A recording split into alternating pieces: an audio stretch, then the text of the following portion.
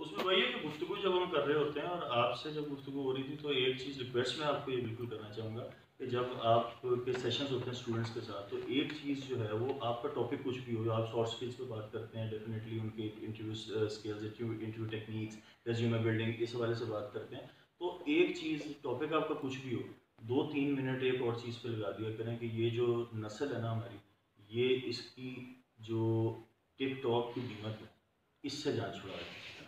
क्योंकि इस अज़ाब ने हमारी जो जनरेशन है इसका बेड़ा गर्क करके रखा हुआ है। इसका हासिल वसूल कुछ भी नहीं है, इसमें मेहनत कुछ भी नहीं होती है, उसका आउटकम कुछ भी नहीं होता, बिला वजह सारा दिन जो है वो उल्टे सीधे टिकटॉक पे करके। और अब तो एक नई टर्मिनोलॉजी निकाल ली है इन्होंने कि TikTok star and TikTok celebrity, and I'm unable to comprehend this thing. Okay, how one could become a celebrity on a thing that is not even worth it. Because due to likes, number of likes.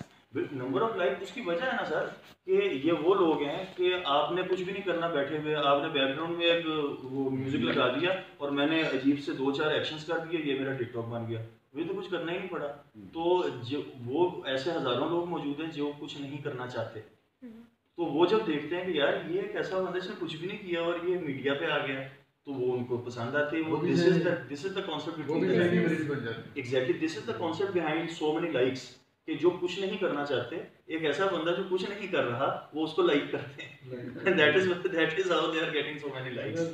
तो ये चीजें जो हैं, ये तो हमारा अगर इंशाल्लाह ताला जो अभी जो हमारी डिस्कशन होगी जी, अब देखेंगे इसमें इस टॉपिक पे यकीन बिल्कुल बिल्कुल sir, it's very much, it is very much the need of the time. Complex है, एक कॉम्प्लेक्स है।